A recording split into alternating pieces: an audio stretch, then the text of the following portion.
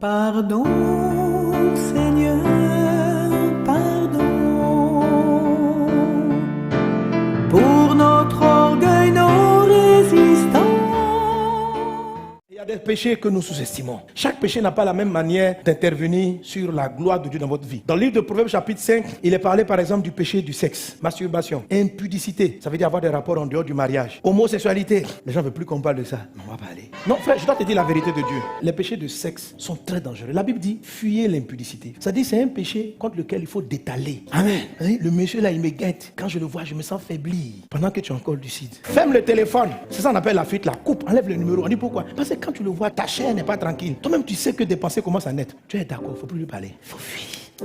Naturellement, les choses que Dieu vous a données. Mais l'impudicité a le propre de venir enlever ce que Dieu a déjà prédéfini pour vous. Il y a des choses pour lesquelles vous n'avez pas forcément besoin de prier parce que ça va arriver. Parce que c'est écrit que tu dois atteindre ça. Mais ces choses-là, on peut te les arracher. C'est avec l'impudicité que Satan braque ta destinée. Il y a trop de choses. On ne sait pas qu'est-ce qui se passe dans ce temps. Mais Dieu seul sait qu'est-ce que tu peux perdre. Il faut fuir ce péché, je t'en supplie. Il faut fuir l'homosexualité. Lui, il est encore très dangereux. Lui, c'est le péché pour lequel l'enfer arrive sur la terre. Tous les autres péchés, on s'en va en enfer. Mais pour l'homosexualité, l'enfer arrive à toi. Quand Satan est vraiment fâché, il veut détruire quelqu'un, il faut qu'il t'attire vers cet acte qui n'a pas de sens. Et les gens qui rentrent dans ce péché-là, c'est comme s'ils n'ont pas peur de la gloire de Dieu. Et il y a un démon qui leur fait croire que c'est leur nature. C'est pas une nature, c'est une corruption de tes émotions et de tes sentiments. La Bible dit dans le livre de Romains chapitre 1, Dieu les a livrés à des sens reprouvés. Ils éprouvent les hommes pour les hommes des désirs contre nature, les femmes pour les femmes. Ce n'est pas Dieu qui t'a créé comme ça, c'est un démon qui t'a possédé. Ce sont tes gènes qui ont été corrompus. Je ne sais pas d'où ça vient,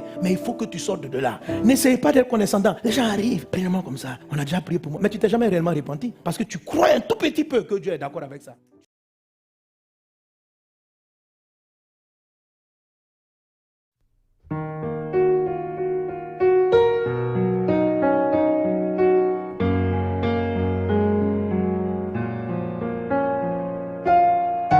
Il y a des jours où je me sens si seule, où je me sens si loin, loin de ta présence.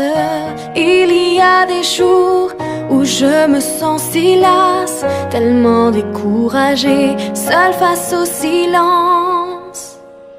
Oh, pardonne-moi mes erreurs, mes absences. Pardonne-moi ces pensées